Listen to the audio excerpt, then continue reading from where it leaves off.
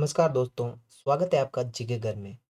अगर आप सरकारी जॉब की तैयारी कर रहे हैं या फिर कर रहे हो प्राइवेट जॉब की तैयारी, ये जीके प्रश्न सवाल जानना मतलब एग्जाम में आगे रहना, क्योंकि ये वही सवाल हैं जो बार बार पेपर में आते हैं। ये है हमारा जीके का सदाबहार सामान्य ज्ञान प्रश्न उत्तर का सेट नंबर 3। इससे पहले हमने काफ़ी ज़्यादा इम्पोर्टेंट 2 सेट और बनाए थे। ये उसका तीसरा सेट है, तो हमारी बाकी वीडियो भी ज़रूर देखें कि उसमें काफ़ी ज़्यादा इम्पोर्टेंट जीके के सेट होते हैं। अब हमारा अगला प्रश्न है, वो है भारत की प्रथम लोकसभा के अध्यक्ष कौन थे? दोस्तों सही उत्तर है जीवी मावलकर। कौन दोस्तों? जीवी मावलकर। ये क्या थे? दोस्तों ये जिनका नाम था गणेश वासुदेव मावलकर, भारत की प्रथम लोकसभा के अध्यक्ष थे, जिन्होंने 1952 से लगाकर दोस्तों 1956 तक इस पद पर कार्य किया गया। प्रश्न नंबर 2, विश्व का सबसे बड़ा महाद्वीप कौन सा है? दोस्तों विश्व का सबसे बड़ा जो महाद्वीप है वो एशिया महाद्वीप है। विश्व का सबसे बड़ा महाद्वीप है जिसकी कुल भूमि क्षेत्र लगभग 30% भाग घेरता है। दोस्तों ये इतना बड़ा महाद्वीप है, दुनिया के जितने भी महाद्वीप हैं उसमें से 30% इस अकेले में मौजूद है जगह। प्रश्न नंबर 3 है, पेनिसिलिन पेनिसिलिन की खोज किसने की थी? सही उत्तर है दोस्तों अलेक्जेंडर फ्लेमिंग ने। इन्होंने क्या किया था? ये स्कॉटिश वैज्ञानिक अलेक्जेंडर फ्लेमिंग ने 1812 में नहीं दोस्तों, 1928 में, ध्यान रखना, 1928 में पेनिसिलिन की खोज की, जो विश्व का पहला एंटीबायोटिक बना। दोस्तों अगर कहा जाए कि विश्व का पहला एंटीबायोटिक कब खोजा गया तो वो होगा 1928 में, और इसकी खोज की थी अलेक्जेंडर फ्लेमिंग ने। प्रश्न नंबर 4 है, संस्कृत भाषा के प्रथम कवि किसे माना जाता है? दोस्तों संस्कृत भाषा के जो प्रथम कवि थे वो थे वाल्मीकि। महर्षि महर्षि वाल्मीकि को संस्कृत का प्रथम कवि माना जाता है। दोस्तों इनको संस्कृत का प्रथम कवि माना जाता है।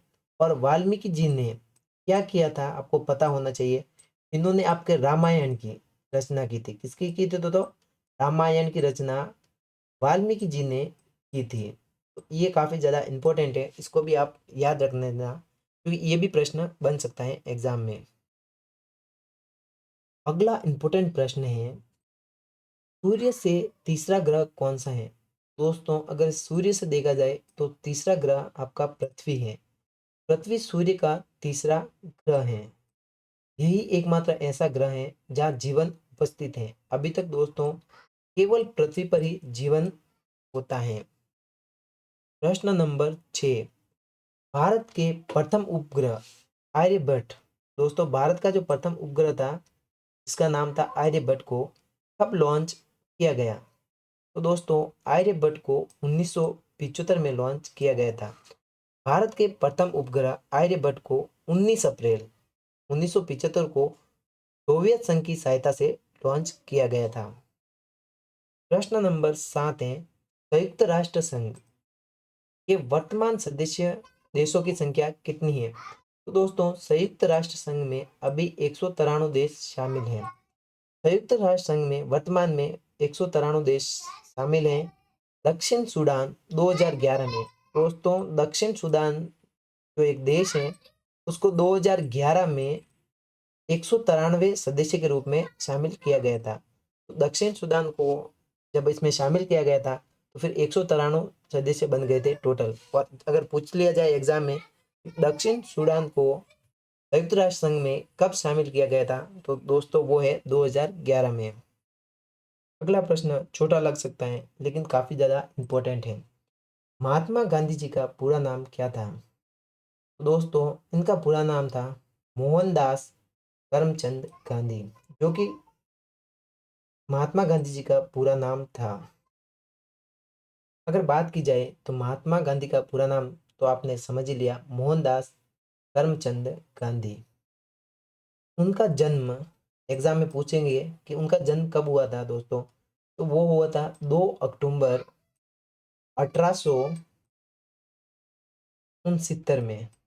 2 अक्टूबर 1869 में उनका जन्म गुजरात में हुआ था।